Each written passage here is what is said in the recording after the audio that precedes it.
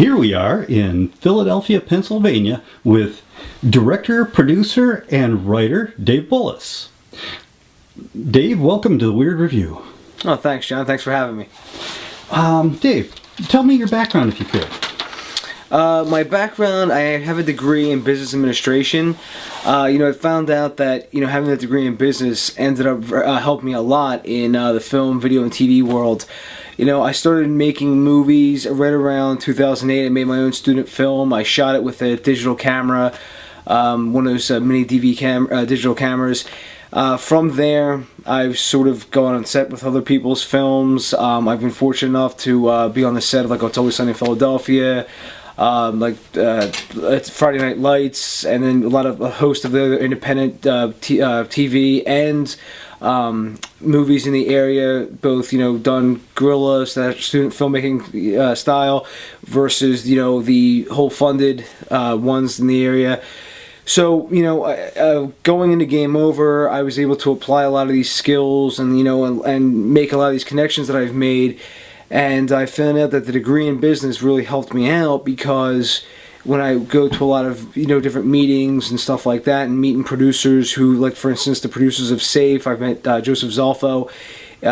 He usually, when he hears something, he hears about just the passion about the project. I mean, it's one piece, and they sort of want to hear about sort of the accounting aspects of it. So in a roundabout way, that's my background. So you can speak to both the creative sides of the acting and directing, and you can also talk to the accountants about the actual brass tacks, the actual bottom line, how much money, and exactly where it's going to be going. Exactly. Yeah. That's got to be refreshing for a lot of the Hollywood types. Yeah, because you could sort of give them the accountant sort of thought process of, why do we need this? Do we really need this giraffe in the middle of this scene? I mean, does it serve a purpose? Yeah. Well, actually, yeah, I think we do. So. Oh, okay, excellent. So, are there any giraffes in Game Over? No, there's not. Sadly, I couldn't afford them. So. So I figured that was just a turn of phrase of sorts. Since we're here in Philadelphia, where did you go to school? Put in a plug for your college. I went to Newman University, and that's where I studied business. I also took a few film courses there. Newman's not obviously a communications or film school, but they did have what I was able to supplement from the film and the some communications course I took. I was able to supplement with tons of books, DVDs, and hands-on training, which is really what this is all about. I mean, you can't really substitute the hands-on training that the filmmaking art acquires.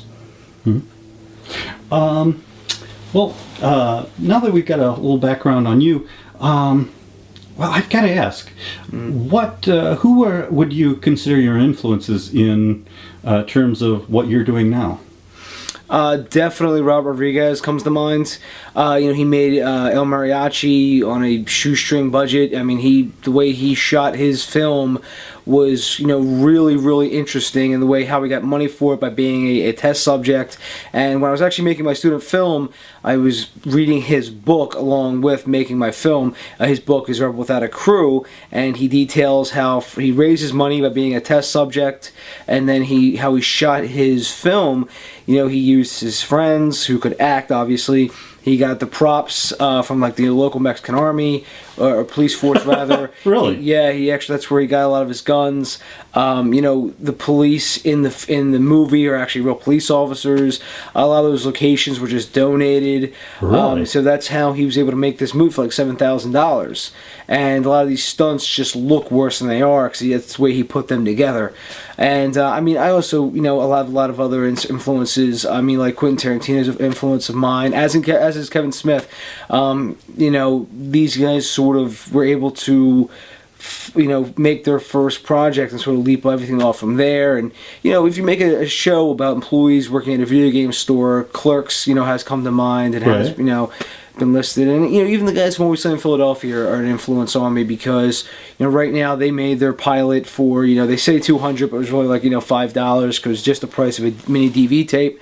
They shot their project, no lights, no crew. It was just them in the apartment. They pitched it the right way, and look at them now. So, that's the influences I have as pertaining to just Game Over. Excellent. By the way, I hadn't mentioned the name of the series yet. I was holding off. But now that you've let the cat out of the bag, Sorry, Game Over. I've ruined this whole interview. I'm sorry.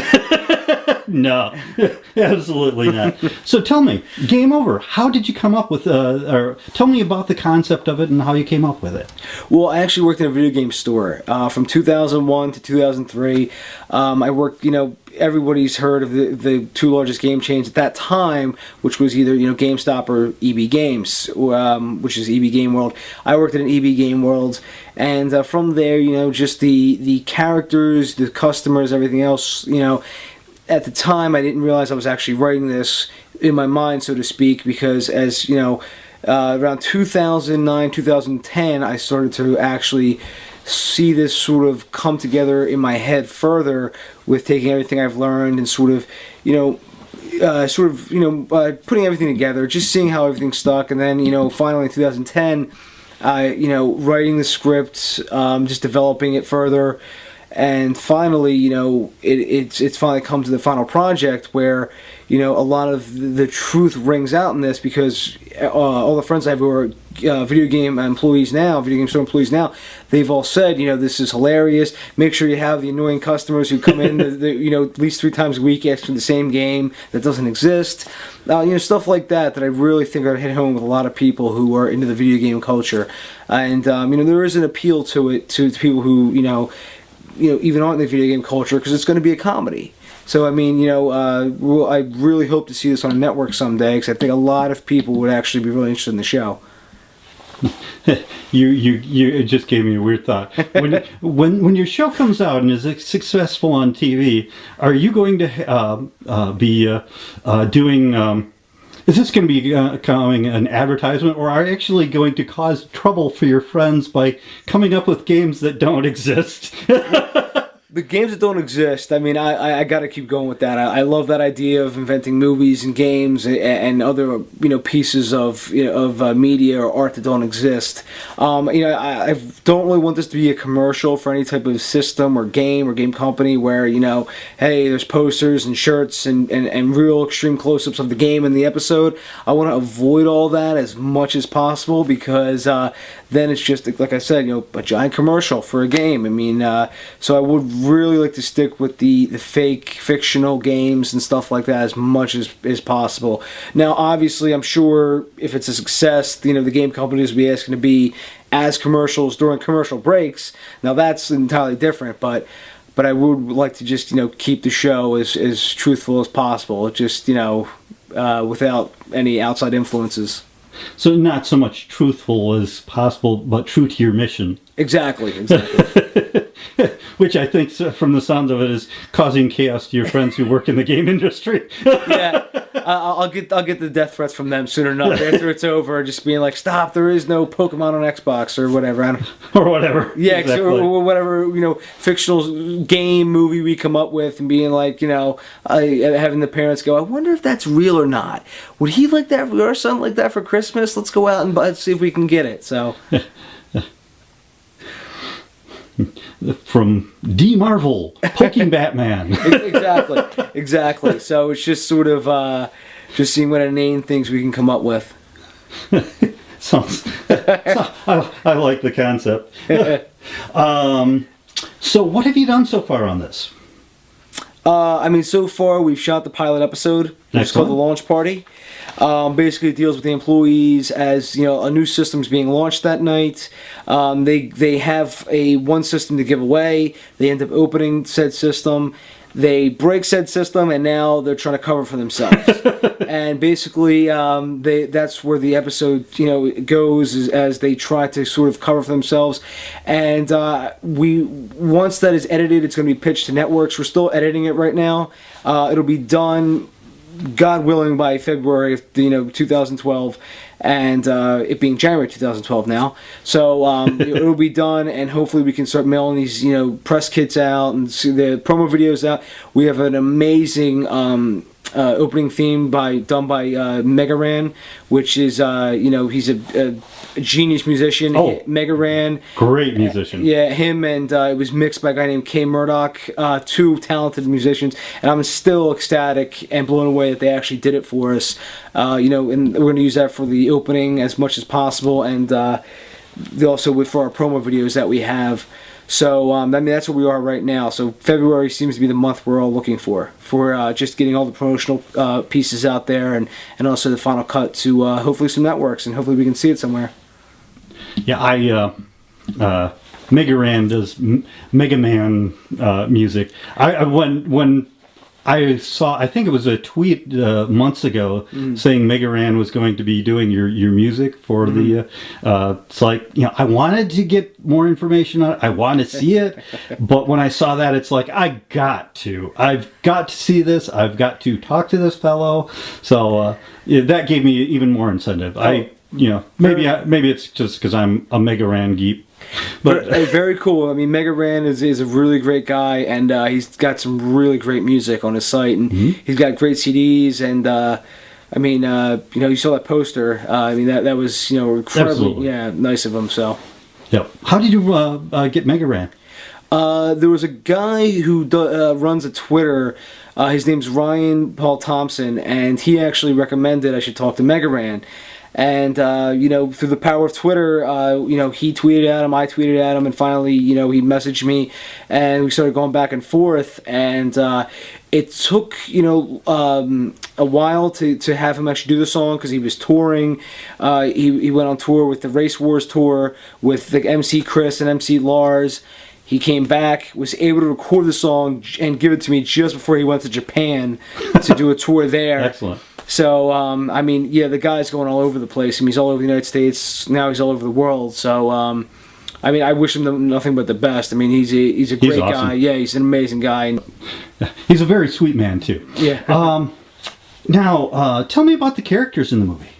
Or TV show. There's 5 main characters. You have your manager. His name is Wade. And you have your other employees. Their names are Brock Corman, Trey Hightower. You have Jason Spungbauer. Spungbauer? Yeah, Spungbauer. It's actually a funny coincidence how we got this name. A friend of mine wanted to have a part in my student film. Well, he filmed some scenes, and we couldn't get him to come back. So I was like, damn, if I could only find somebody to replace him. Well, somebody sent me a link to a site called uglynewyorkmodels.com. And coincidentally enough, there was a guy who looked just like my friend. And his name was Spungbauer. And I'm like, this is just the weirdest last name I've heard of. And also, he just looks just like my friend. And I told my friend about this, and he's like, so I should be an ugly New York model? Is that you offended? I'm like, well, he is a model, so you have to give him some kind of credit. But he's ugly. but he's hideously ugly. He looks like the Toxic Avenger. But or you. Yeah, exactly. So thank you for the plug for Lloyd Kaufman. I was just at Trauma yesterday. Oh yeah, Trauma's a blast. The name Spungbauer always stuck with me, and when I was creating these characters, I was like, I gotta work in Spungbauer now. So it was kind of funny bringing that up in different sections. The name Spungbauer has gotten a lot of sort of questions and sort of funny stories about other funny last names people have heard. And there's one other character in the show that's Jim Lloyd, or Jim. I'm sorry, not Jim Lloyd. Jim Coffin. I'm sorry. He's sort of like the oldest. He's not only the oldest character in the store, but he's also the longest employee there. He's been there longer than anybody. He's sort of like that ongoing joke you see when you go into any retail store. If that one employee who's worked there for like 30 years, 40 years, it's like, oh yeah, he came along with the roof tiles. You know what I mean? So he's sort of says like a lot of inane things. A lot of the employees either choose to question or just just let that go, because I don't even want to hear him go off about, you know, some of these odd things, like, you know, like his claims that he was sucked into Tron, or you know, stuff like that. So with these characters, you know, they are all guys, but there's a reason for that. And as you know, as the show progresses, you're going to understand why and how there's no girls there. But the show is always evolving, and you're also going to see, you know, there's eventually the manager's like, hey, maybe if I did hire a girl, that would boost sales up in a certain way. And then, you know, when he hires a girl and sort of the winter season, because that's, you know, he wants to boost sales when Christmas time. Yeah, that's what I was trying to say. I don't know what I was Holidays. going. Yeah. Holiday. What's that holiday called? You know, we buy stuff for people. Halloween? No. But yeah, that's sort of like goes from there. So there's a lot of different episodes that will play into a lot of you know, the girls in retail and stuff like that. So there will be girls, there will be geekettes? Yeah, there will be geekettes, definitely. I mean, there's a comic book shop also in the strip mall they work at, so there's a lot of opportunities to have a lot of, you know, the geekettes sort of, you know, excellent, so to speak. So excellent. So tell me, if there was one question I could ask that would like get the most amazing, interesting, fascinating, tell me something that's cool. I would say, honestly, just the sheer willpower to get Game Over off the ground. I mean, you know, there's a whole thing about, you know, following your dreams and what it would take to follow your dreams. I mean, with Game Over, I gave up a chance to go to Cannes, France for free. To go to the Cannes Film Festival, which is the biggest film festival in the world. I've also given up a lot of other amenities just to get this filmed. As you know, we had a deal in place with the third largest game retailer in North America. We had a deal set with them. They fell through. We had another deal in place with a local game retailer. They fell through, and it was sort of a dead end that I found myself in. And I said, you know, I really just think it's not meant to be.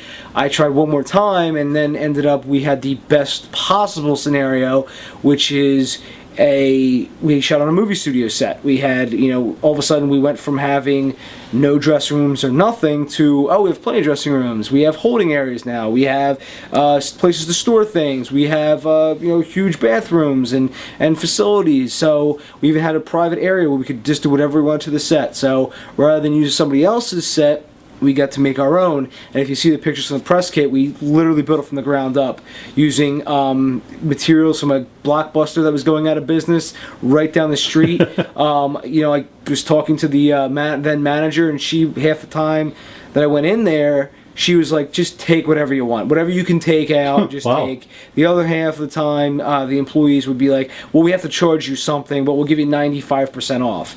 So I'm like, you know, okay, that's fair enough. So also on a plus side, I got about a 10 years supply of popcorn for free. as they were throwing a bunch of stuff out, they asked me if I wanted all this popcorn, and it was literally a filing cabinet, that one of those big 8-foot tall filing cabinets filled with popcorn. So I took it all and I was giving out popcorn to everybody that I could think of. So, but you know, I really just... You didn't give me any? Yeah, it must have got lost in the mail.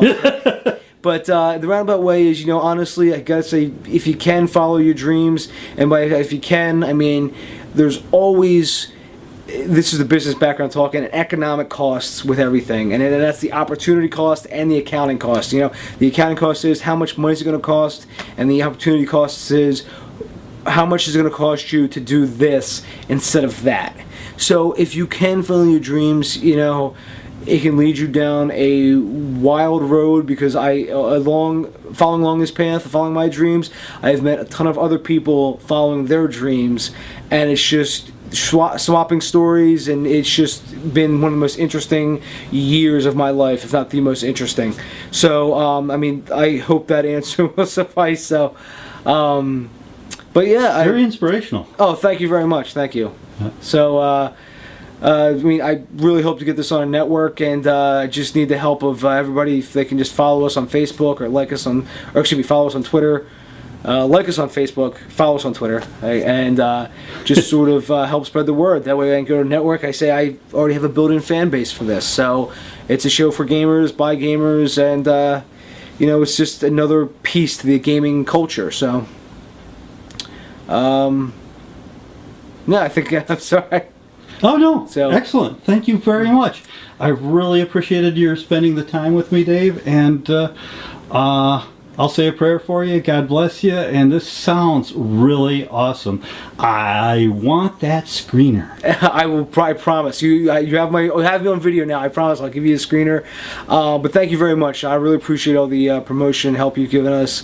It's people like you and the fans really of people who have their own websites and what have you are the ones who are really, really getting a steam behind us, because they tell like 10 friends and it just gets the ball rolling. And really, going through the old way of the tried and true media just doesn't work anymore. So I thank you very much, John, for having me on here and for all the help you've given me. Well, thank you, Dave. Take care. You too.